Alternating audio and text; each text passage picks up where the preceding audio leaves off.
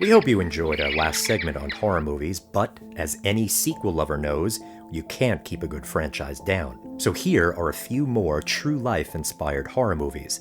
Don't say we didn't warn you. Poltergeist. They're here. Poltergeist redefined the supernatural genre by taking ghosts out of the old creepy mansion and placed them in an unassuming sunny suburban California home.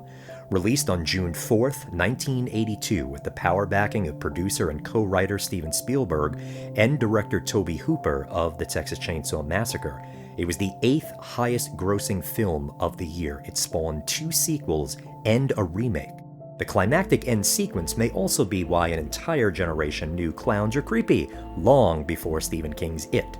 It was loosely based on the Herman family who lived in Seaport, New York. Between February and March 1958, James and Lucille and their 2 children, James Jr. and Lucille Jr., reported seeing objects fly around the home, a heavy bookshelf fall over on its own, and a figure of the Virgin Mary strike a mirror 12 feet away, all seemingly by themselves.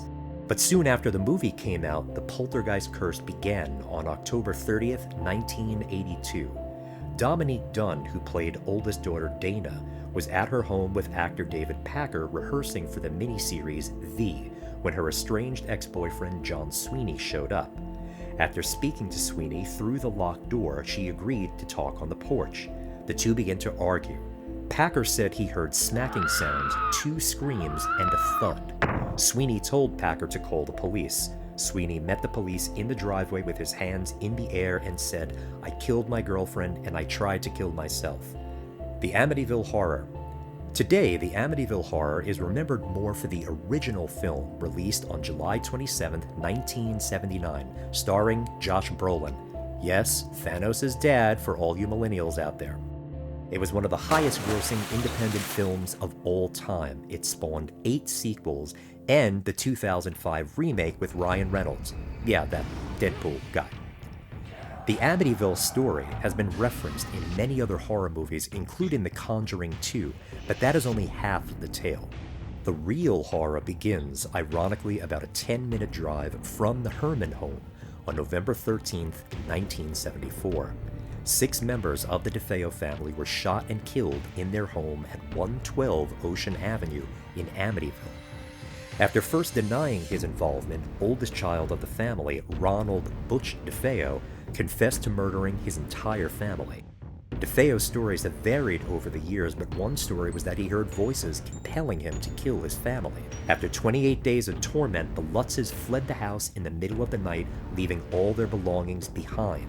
It is believed that traumatic events can sometimes leave behind a trace of themselves.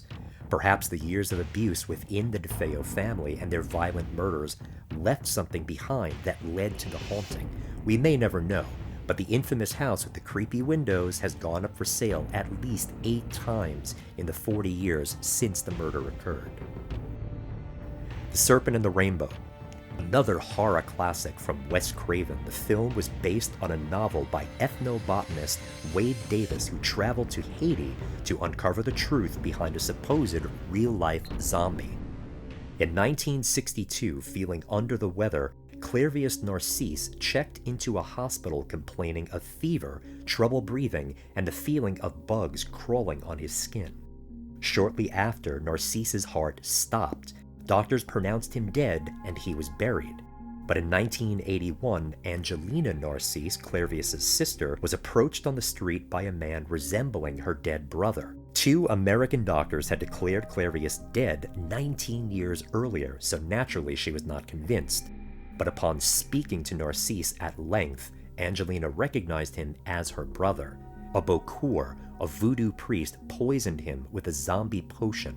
It was punishment inflicted on him at the behest of an angry family member over a land dispute. Narcisse was forced to work on a plantation as a slave for nearly 20 years with other zombies. Wade Davis's investigation took him deep into the voodoo culture of Haiti. This toxin sent Narcisse into a state near death, which convinced doctors that he was indeed dead. Davis also concluded that lack of oxygen in the coffin, combined with datura, A poisonous plant could have caused damage to Narcisse's brain, which gave him his delayed trance-like way of speaking, creating the appearance to voodoo believers he was a zombie. Davis's book hit the stands in 1985, and although Western medicine may not entirely agree with his findings, Davis and other experts maintained their validity. So, if you know of an old ghost-filled house, or have an old zombie potion lying around that you think would inspire a great horror film, please let us know about it in the comments below. And remember, it's a great world.